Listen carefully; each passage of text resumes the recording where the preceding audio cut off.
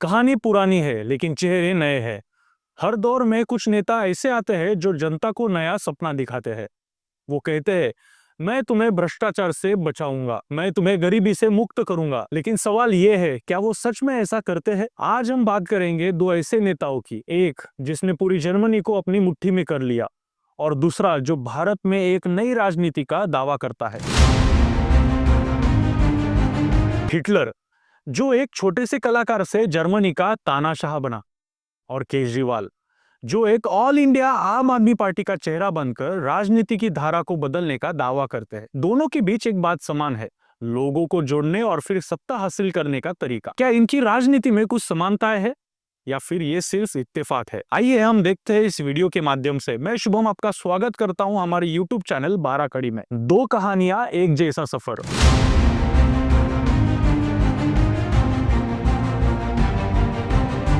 Hitler और केजरीवाल का प्रारंभिक जीवन।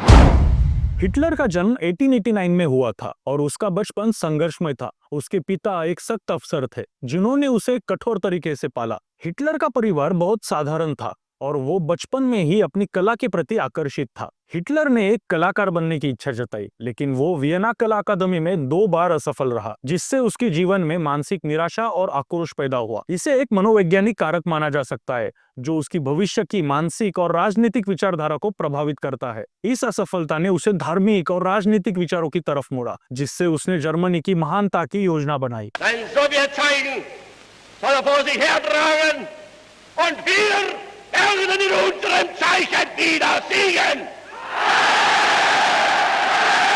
केजरीवाल का प्रारंभिक जीवन।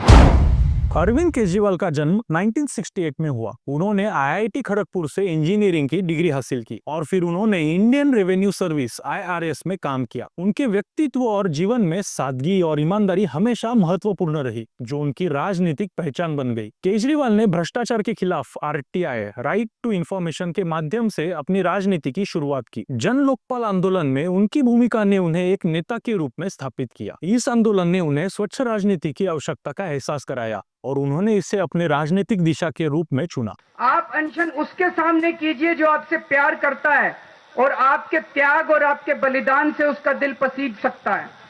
तो सरकार में बैठे हुए लोग हमसे प्यार नहीं करते, वो तो बड़े खुश हो जाएंगे, हम यहाँ सारे मर जाएंगे तो वो बड़े खुश हो जाएंगे। लेकिन हमारा संबोधन उन लोगों से नहीं है, सरकार में बैठे हुए लोगों से। हमारा संबोधन इस देश की जनता से है, आप लोगों से है। हमें पूरा यकीन है कि अगर हमें कुछ होता है तो आपके दिल में जरूर दर्द होगा। हम इस देश की सोई हुई जनता को जगाना चाहते हैं। हमारा संबोधन इस देश की जनता से है, क्योंकि हमें पूरा यकीन है कि जिस दिन इस देश की जनता जाग गई और सड़कों के ऊपर उतर के आ गई तो बड़ी से बड़ी सत्ता को भी उखाड़ के फेंक सकती है इस देश की जनता। इसलिए हम लोग अनशन के ऊपर बैठे हुए हैं। सत्ता में आने के रास्ते।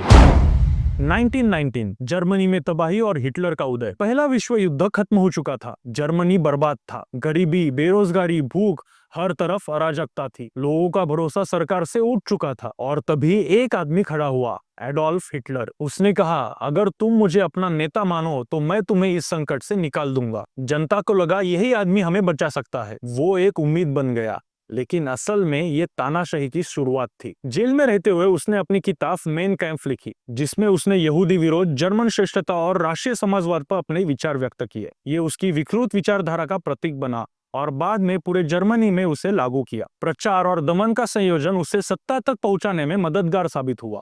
अब कहानी भारत में आती है।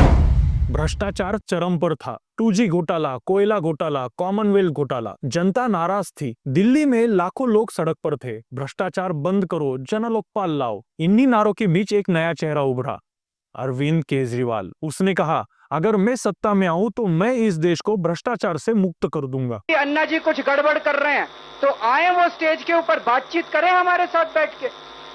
ये गड़बड़ी फैलाने से तो ये तो जनतंत्र नहीं है। ये नहीं सिखाया था, वो कांग्रेस पार्टी के लोग हैं। कांग्रेस पार्टी में जवाहरलाल नेहरू ने, लाल बहादुर शास्त्री ने, महात्मा गांधी ने, इन लोगों ने ये नहीं सिखाया था उनको। जनता को लगा यही आदमी हमें बचाएगा। वो एक उम्मीद बन गया, लेकिन असल में ये एक नई राजनीति की शुरुआत थी। 2011 में अन्ना हजारे के साथ जन लोकपाल आंदोलन में शामिल होने के बाद केजरीवाल ने भ्रष्टाचार के खिलाफ आवाज उठाई। उन्होंने दिल्ली में आम आदमी पार्टी की स्थापना की और 2013 में दिल्ली विधानसभा चुनाव में जीत हासिल की। 2015 में दिल्ली विधानसभा में आम आदमी पार्टी की ऐतिहासिक जीत ने केजरीवाल को राजनीति का नया चेहरा बना दिया। उनका भ्रष्टाचार विरोधी एजेंडा और स्वच्छ सरकार का वादा उन्हें दिल्ली वासियों के बीच में अत्यधिक लोकप्रिय बना गया। सत्ता में आने की रणनीति। हिटलर ने जर्मन मीडिया का प्रचार और दमन के लिए प्रभावी इस्तेमाल किया। उसने अपने विचारों को जर्मन रेडियो और अखबारों के माध्यम से फैलाया और विरोधियों की आवाज को दबाया। धीरे धीरे हिटलर ने राजनीति में अपनी जगह बना ली। वो नाजी पार्टी का नेता बन चुका था और फिर 1933 में वो जर्मनी का चांसलर बन गया। लेकिन उसे इससे ज्यादा चाहिए था। फरवरी 1933 संसद में आग लग गई। हिटलर ने तुरंत कम्युनिस्टों पर इल्जाम लगा दिया। अब उसने आपातकाल लागू कर दिया। लोकतंत्र खतरे में है। और फिर धीरे धीरे उसने पूरा नियंत्रण हासिल कर लिया। अब जर्मनी में कोई विपक्ष नहीं था। लोकतंत्र खतरे में है ये कहकर उसने आपातकाल लागू कर दिया।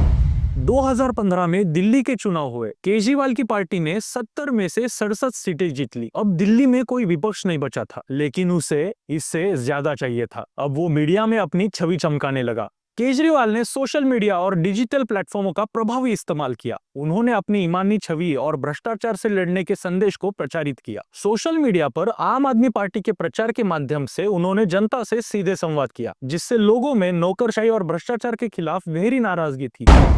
हिटलर ने राष्ट्रीयता, युद्ध और महानता के मुद्दों को उठाया, जिससे जनता में गुस्सा और असंतोष को वो अपनी ओर मोड़ सके। केजरीवाल ने दिल्ली में फ्री बिजली, पानी और परिवहन की योजनाओं को प्रस्तुत किया, जो आम आदमी के बीच अत्यधिक आकर्षक साबित हुआ। उन्होंने अपने प्रचार के दौरान सभी वर्गों का ध्यान आकर्षित किया, खासकर गरीब और मध्यम वर्ग का। लेकिन सवाल ये था, क्या ये लोकतंत्र था या एक नए तानाशाह का उदय?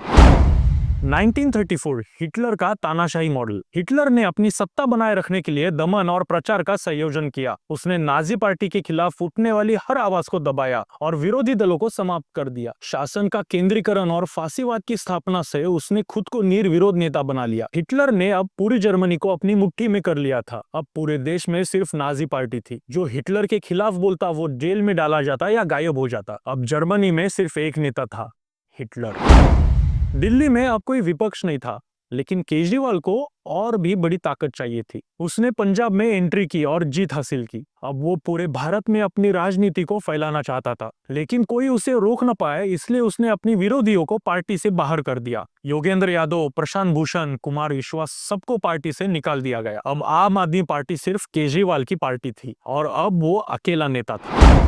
हिटलर ने लोगों को राष्ट्रवाद, युद्ध और आर्थिक विकास के जरिए आकर्षित किया। उसने जनता के सामने चमकदार भविष्य का वादा किया, जिससे वो उसकी तानाशाही का स्वीकार करने के लिए तैयार हो गए। केजरीवाल ने बीजेपी और कांग्रेस को भ्रष्टाचार के प्रतीक के रूप में पेश किया और खुद को विकल्प के रूप में प्रस्तुत किया। मोदी की विपरीत छवि और मजबूत नेतृत्व ने उन्हें भारतीय राजनीति का दबदबा नेता बना दिया। लेकिन अगर मोदी का विकल्प नहीं हो तो क्या केजरीवाल के पास अवसर होगा? इसके साथ ही उन्होंने न्यायिक और कानूनी प्रणाली का इस्तेमाल किया ताकि विरोधियों को दबाया जा सके। आम आदमी पार्टी के राष्ट्रीय स्तर पर विस्तार और उनकी भ्रष्टाचार विरोधी उनकी छवि एक बड़ा विकल्प बना सकती है। निष्कर्ष, क्या इतिहास खुद को दोहरा रहा है? एक बार एक आदमी आया जिसने पूरी जर्मनी को अपनी मुट्ठी में कर लिया, और एक बार एक आदमी आया जिसने धीरे धीरे दिल्ली पर पूरा कंट्रोल जमा लिया। क्या यह संयोग है या फिर हम इतिहास को दोबारा दोहराने जा रहे हैं? क्या आपको इन दोनों में कुछ फर्क दिखता है? एक फर्क तो मैं ही बता देता हूँ। हिटलर तानाशाह था और केजरीवाल लोकतांत्रिक पद्धति से जीते हुए दिल्ली के सीएम। क्या केजरीवाल फिर से दिल्ली के सीएम बन सकते हैं?